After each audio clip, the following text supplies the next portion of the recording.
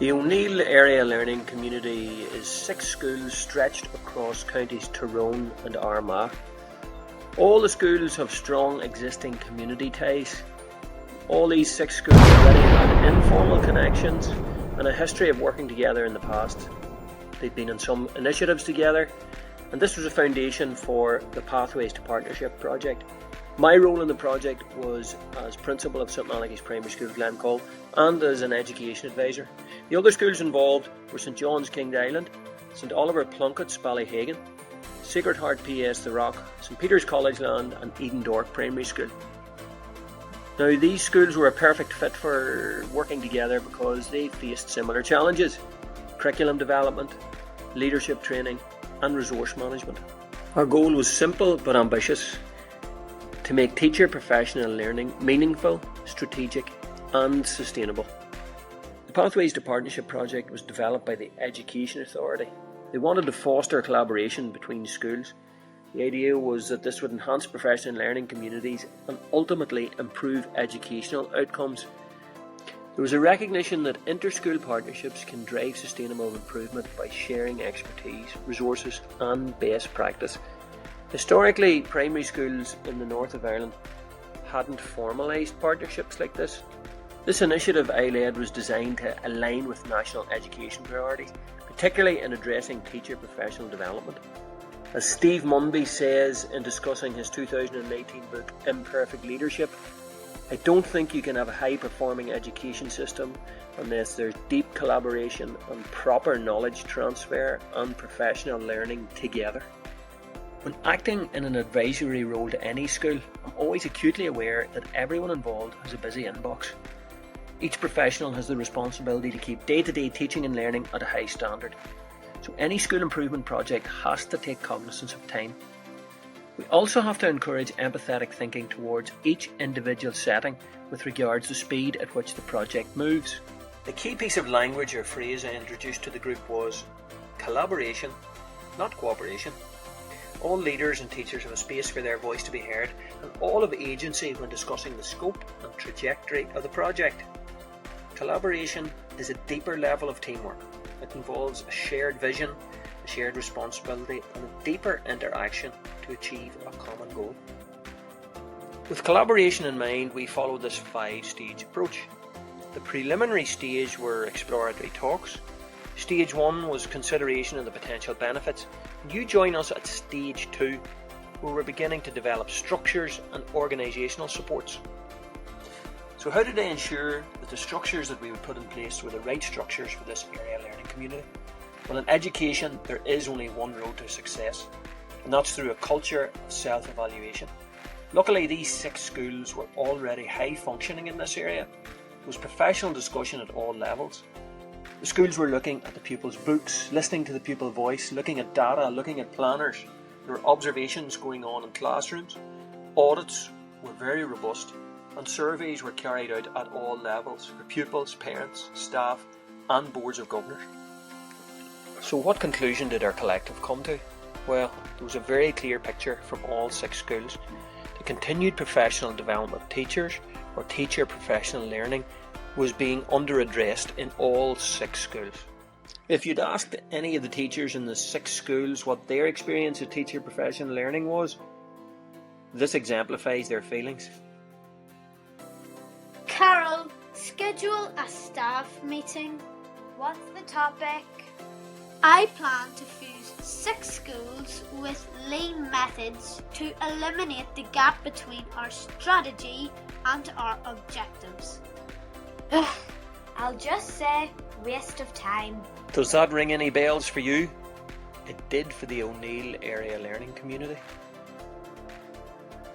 As an education advisor, I pride myself in being able to drill down into an issue to understand its causes and its impact.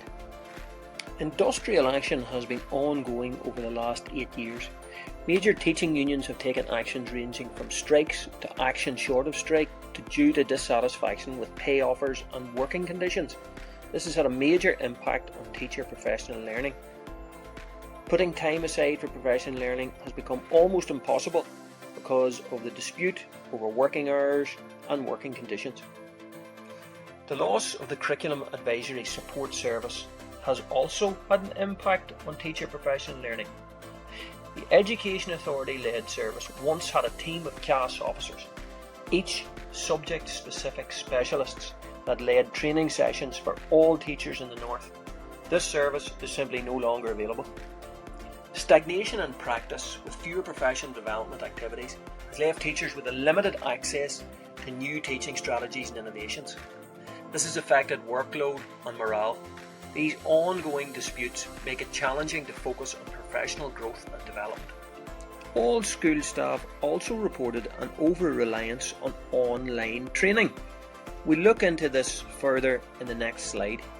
The use of online training as a means for teacher professional development has been lauded as the future of the education system in the North. This SWOT analysis of the impact of online teacher professional development in the O'Neill area learning community gives you some idea of where the strengths and weaknesses lie in this practice. Some of the headlines from this analysis were that staff reported that they liked the flexibility of online training and the quick ease of access to information as and when they needed it. However, staff felt that there was an increasing amount of time being spent in front of computer screens. This was eating into face-to-face communication time. Connection with other education specialists was being lost, and this is what they wanted more of. So we all agreed, we have a problem with teacher professional development in our schools. And whenever there's a problem in education, I think to myself, what would Andre Hargreaves do? Hargreaves would say, leaders capitalise on crises to galvanise the motivation and actions of people in the organisation. So it is time to organise. I encouraged others in our group to read Andre Hargreaves' book, The Fourth Way. Hargreaves outlines a transformative approach to educational change, emphasising the integration of teacher professionalism, community engagement and government policy. Hargreaves proposes a framework built on 6 pillars of purpose, 3 principles of professionalism and 4 catalysts of coherence to achieve sustainable reform. Drawing in global examples, the book advocates a collaborative and holistic approach to education that moves beyond traditional methods. This certainly inspired our work. Teachers felt that their professional development was not focused on the needs of the children in their classes right now. So, encouraged by Hargreaves, the needs of the children would be how we would build from the bottom. Teaching staff and auxiliary staff would provide pressure from the sides, and school leadership would steer from the top. My role was an education advisor. Resistance to change is a natural reaction in any organisation, particularly in schools where established routines and traditions and comfort with familiar methods can make change a little difficult. The context of inter-school collaboration often meets a little bit of resistance due to entrenched practices, uncertainty in these new relationships and fear of increased workload. We have to look to Kotter's 8-step change model. It provided a structured approach to overcoming resistance and embedding that change that we really wanted. Hargreaves would have been delighted with the sense of urgency that we created. We had a very clear picture of what was needed. TPL needed to be improved. We had a coalition of people who were advocating for change. The leaders in all 6 schools, both structurally and socially within the group, championed the change and modelled positive attitudes towards what was happening. We developed a very clear vision and strategy for where we were heading, and we communicated this vision to all staffs through staffs meetings and workshops, one-to-one coaching, formally and informally, and regular updates using Microsoft Teams, which became the linchpin of our work. We had a coalition of people who were advocating for change. The leaders in all 6 schools, both structurally and socially within the group, championed the change and modelled positive attitudes towards what was happening. We developed a very clear vision and strategy for where we were heading, and we communicated this vision to all staffs through staffs meetings and workshops, one-to-one coaching, formally and informally, and regular updates using Microsoft Teams, which became the linchpin of our work. We empowered a broad base for action. We created an online shared resource hub to facilitate easy access to teaching materials. This encouraged a bottom-up approach, allowing teachers to lead initiatives and propose improvements rather than simply following top-down directives.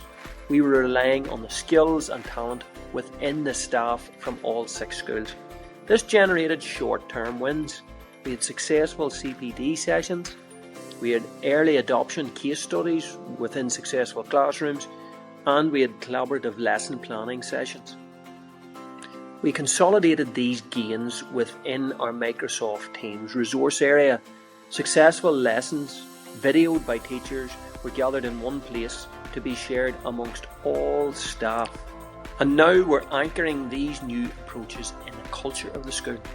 We recognised and celebrated staff who've demonstrated leadership through sharing their good practice. This is reinforcing positive attitudes to sharing. We've embedded structures, peer learning and coaching models into annual teacher professional learning planning. This ensures that any new teachers coming into the school were introduced to the collaborative ethos as part of their induction process.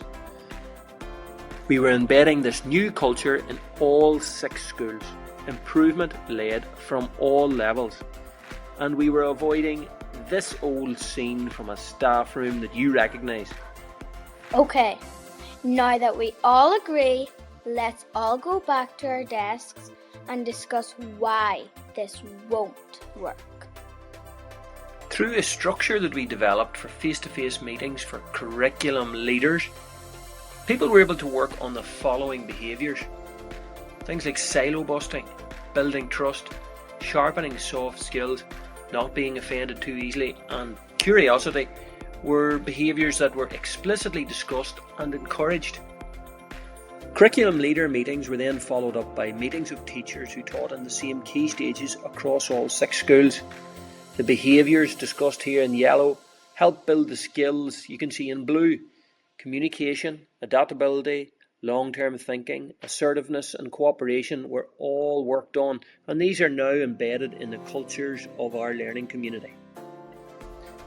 We began creating development opportunities with a structured focus on numeracy, using collaborative planning sessions and classroom-based inquiry to then share good practice through our Teams portal to build confidence and consistency across schools in terms of what they highlighted via the Teams site. Building on this foundation, we extended the same interactive and reflective approach to literacy, allowing teachers to share practice and deepen pedagogical understanding. Our plans to continue this iterative model across other curriculum areas, ensuring sustainable, teacher-led development rooted in real classroom experience. Now, after all that collaboration, all the professional development, the sharing of practice, what was the impact on the children? We all remember a P2 that fed us a line like this. Before I show it to you, can we just take a few minutes to review the assessment and evaluation process and discuss the various and complex factors that affect student achievement? So let's cut to the chase. Unlike Johnny, do we have evidence of successful practice? The good news is we do. The key indicators were very clear. There was improved teacher satisfaction and confidence rates. Teachers had data and anecdotal information that student engagement and achievement was enhanced. Through various case studies, there were examples of successful professional development from each of the schools, and the impact on teacher performance and student outcomes was very clear. All of this was disseminated to key stage groups, and there were celebrations in each school. During our ongoing evaluations, we asked teachers what aspect of this teacher professional learning opportunity will influence them most in their approach to teaching and learning into the future. Here's some of the comments that they sent back. Metacognition was mentioned often, and how a teacher's own classroom practice could improve through this reflection. The most commonly reported positive outcome from this initiative was the opportunity that teachers got to speak to other professionals. They said talking with other colleagues from other schools about their practice in breakout rooms was beneficial and essential. Meeting teachers from the same year group and speaking with other teachers allowed them to share good practice. Their positive comments were not only restricted to face-to-face meetings, they also felt that the online professional networks added a huge amount to their professional lives. Teachers also reported very specific pedagogical improvements through their professional dialogue.